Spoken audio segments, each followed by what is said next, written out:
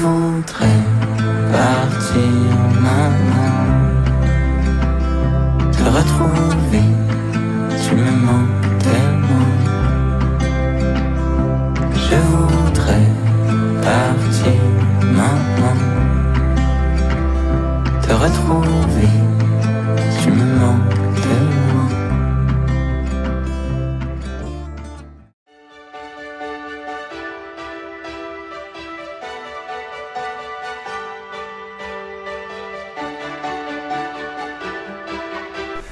Alors bienvenue avec moi dans ce département de la Haute-Loire et je démarre ma balade dans une ville qui me surprend parce que c'est mignon tout plein, enfin on est dans le centre ancien donc c'est toujours assez charmant.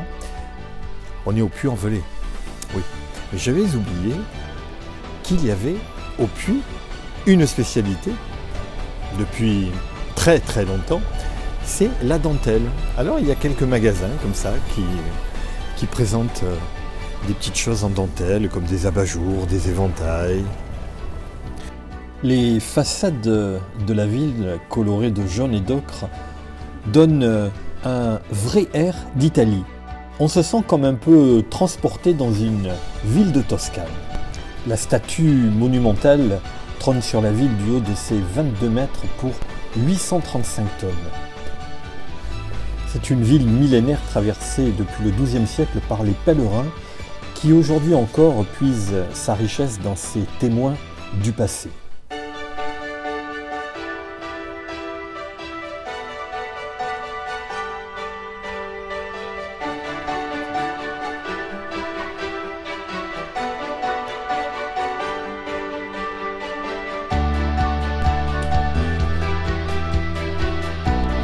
Il faut gravir les 134 marches qui mènent sous le porche de la cathédrale. Il faut savoir que le Puy-en-Velay est la capitale européenne des chemins de Saint-Jacques-de-Compostelle au patrimoine mondial de l'UNESCO.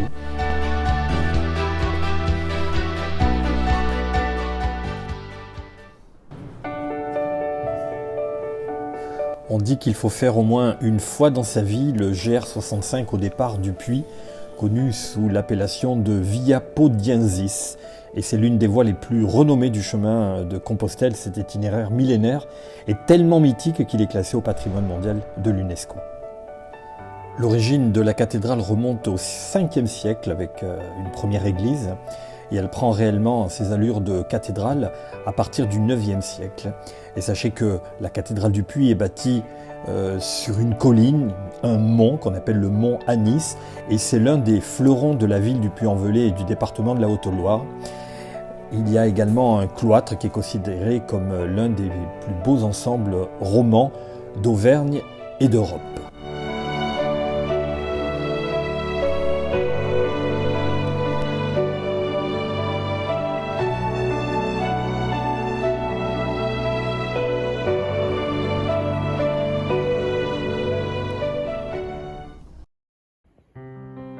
Pour moi, la van life est synonyme de découverte, mais aussi de surprise. Et là, j'en fais une magnifique. On est à Lavaudieu, on est dans le centre de la France, en Haute-Loire. On est également dans un village très préservé puisqu'il est classé parmi les plus beaux villages de France. Il a une autre singularité, c'est qu'il y a une abbaye au cœur de ce village et plusieurs scènes du film Les Rivières pourpres où les anges de l'Apocalypse ont été tournées avec par exemple les acteurs Jean Reno ou Benoît Magimel. Je vous parlais donc de van life et j'ai été très heureux de découvrir ce village parce que je me suis lâché. Comment vous expliquer ? En van life, il faut de temps en temps sortir des sentiers battus, il faut prendre des routes même si elle ne vous inspire pas grand-chose, il faut oser aller un petit peu vers l'inconnu. Et moi, c'est en allant vers l'inconnu que je découvre ce magnifique village. C'est dans une ambiance très reposante, très calme, vous voyez, dans un paysage très bucolique. Et puis, c'est une atmosphère et ça fait partie des plaisirs de la van life, comme par exemple de dormir, comme vous pouvez le voir. Voilà, je me suis installé là, au bord de ce petit ruisseau, où toute la nuit, le bruit de la rivière m'a endormi. C'est ça, la van life, c'est ça pour moi, ce magnifique plaisir de voyager à bord de votre véhicule, qu'il soit de loisir ou de vie, et de découvrir des endroits que peut-être vous n'auriez jamais pu découvrir. Et le fait d'avoir nos véhicules et de pouvoir être totalement en autonomie nous permet d'aller où bon nous semble. Et c'est ça la magie de la van life. Et je vous laisse sur ces jolies images.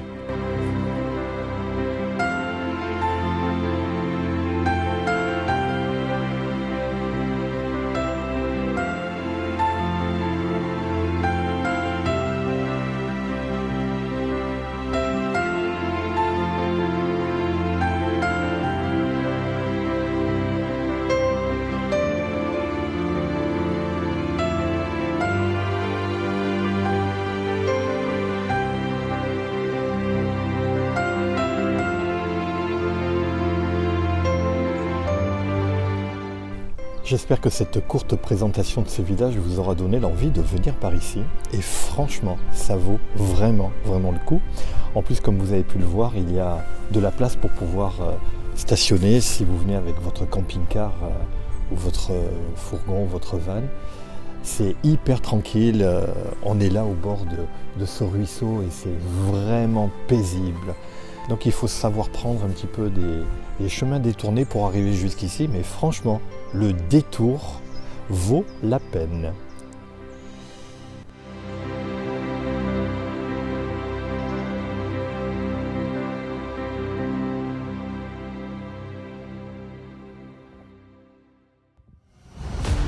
Changement de décor et changement d'ambiance. Nous sommes maintenant dans les massifs volcaniques du Puy de Dôme.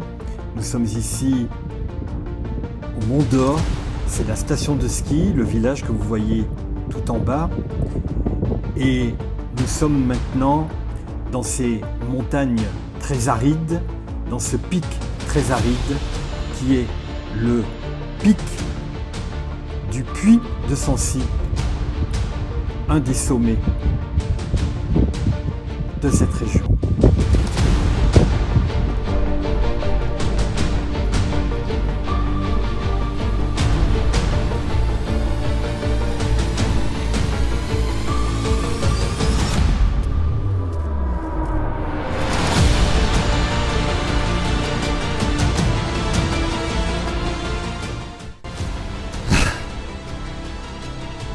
Je me suis lancé un défi ce matin. Monter jusqu'au Puy de Sancy, c'est-à-dire c'est le sommet du Massif central, le sommet de l'Auvergne. 1887 mètres je crois. Et depuis la station du Mont d'Or, ça ne fait que monter comme ça. Ok, je suis pas expérimenté, je fais pas souvent des randos, donc je manque un petit peu d'entraînement. Mais voilà, mais comme je le dis, c'est un défi que je me suis lancé ce matin. Alors, il y a encore ça à gravir là. J'espère que je vais y arriver, j'espère que... En l'hélicoptère là, c'est pas pour moi, hein. Enfin... J'espère pas encore. Bon allez, je continue.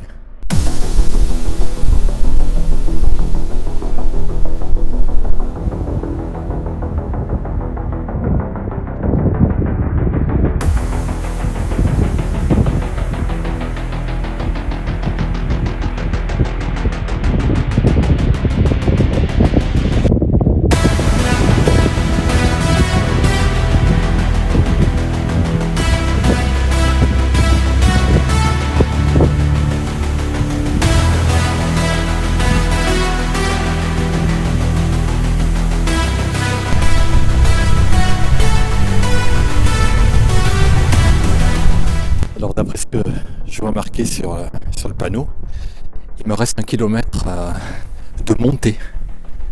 Alors là, c'est vraiment de la montée pour atteindre le pic et pour atteindre ce sommet du Sancy.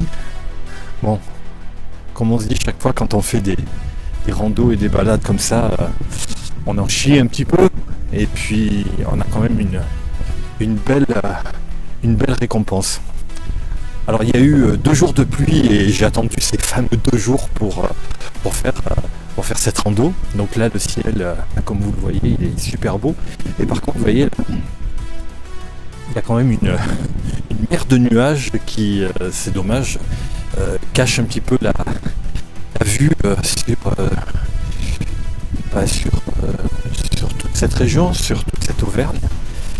Mais bon, allez, il faut pas regretter d'être monté parce que ça vaut tellement le coup. Ouf, chaque fois on se sent tout petit face à cette nature. Bon, allez, kilomètres. C'est parti.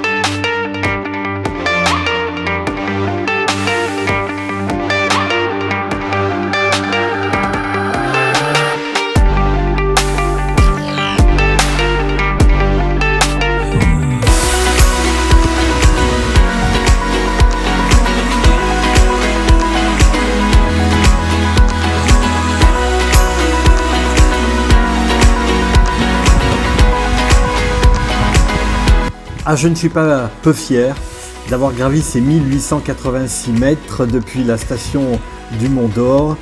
Et comme je vous le disais, je ne suis pas un grand sportif et pas très habitué aux randonnées un petit peu éprouvantes. Donc un défi relevé et fier de l'avoir fait. Alors voilà la vue que nous avons depuis le puy de Sancy, depuis cette altitude. Alors ça a l'air comme ça d'être une montagne, mais en vérité c'est un véritable volcan. Il est constitué de plusieurs volcans imbriqués les uns dans les autres. Et il y a une vue évidemment magnifique depuis le sommet. Alors un petit peu des mers de nuages au loin qui gâchent un petit peu la vue. Mais c'est extraordinaire, c'est magnifique, c'est vraiment à faire. Et je suis content de l'avoir fait. Voilà.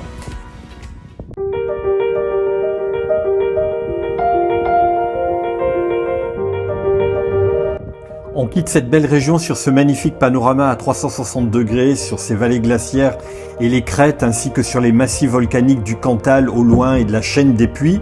Sachez qu'avec une météo favorable, il est même possible d'observer depuis le sommet du puy de Sancy, 1/7 de la France. Et sachez enfin que c'est ici que la Dordogne prend sa source.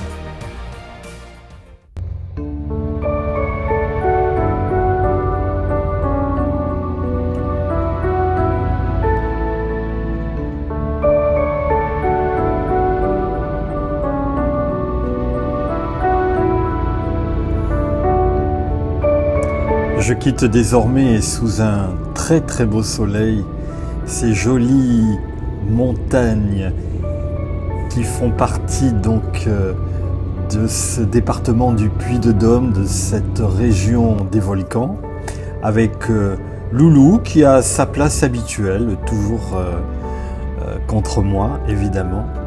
Voilà, alors sur cette belle route, je quitte le Puy-de-Dôme pour une nouvelle aventure.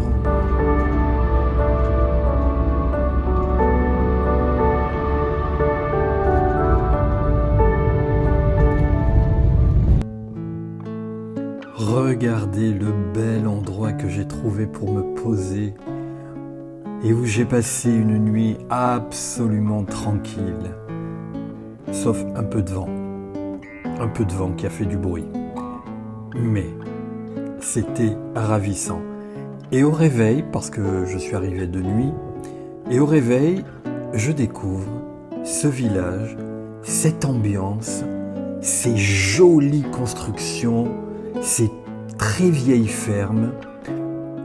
Je me demandais où est-ce que j'étais arrivé. Et encore une fois, voilà la magie de la van life. C'est un émerveillement à chaque fois parce que ce village, probablement que j'y aurais jamais mis les pieds. Il n'y a aucun commerce, il n'y a pas d'hôtel. Non, je n'y serais peut-être jamais venu en touriste lambda. Mais là, avec mon van, ça me permet de faire vraiment de très très belles découvertes. Alors, je vous parle un petit peu de ce village qui s'appelle Moudère et qui est donc dans la Haute-Loire. Il y a à peu près une centaine d'habitants seulement sur ce village. Et sachez quand même qu'on est à 1180 mètres d'altitude. Donc il ne fait pas très très chaud en hiver dans ce coin-là.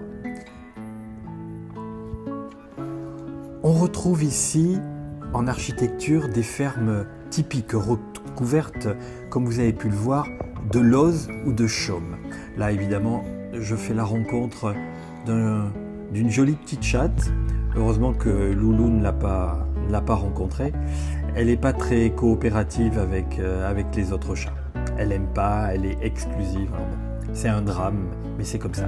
Donc voilà les toits. La lauze, on en voit ici, dans la partie basse, et le chaume, qui recouvre donc les toitures de ces bâtiments. Et vous voyez, même ici, des maisons d'habitation sont encore recouvertes de chaume. C'est vraiment, vraiment magnifique. C'est un charme fou dans ce petit village. Donc ça s'appelle Moudère. Il est labellisé village fleuri.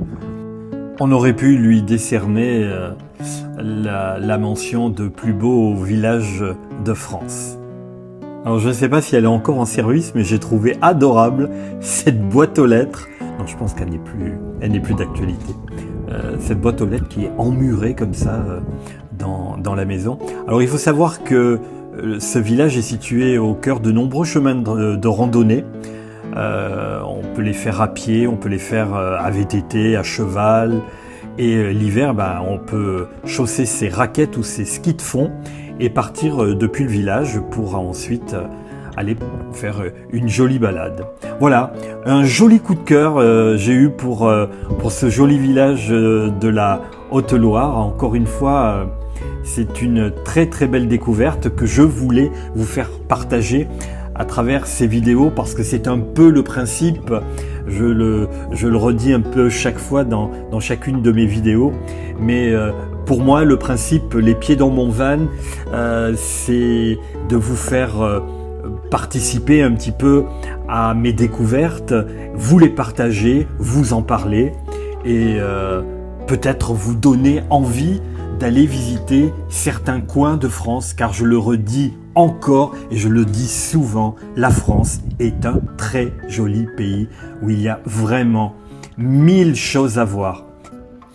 Avant de poursuivre notre route et reprendre notre chemin, une dernière petite balade pour Loulou qui adore fouiner, sentir les moindres recoins. Elle adore se sentir justement dans des endroits nature et surtout en sécurité où il n'y a pas de bruit, pas de voiture, etc. Voilà, Loulou, très heureuse de voyager avec moi.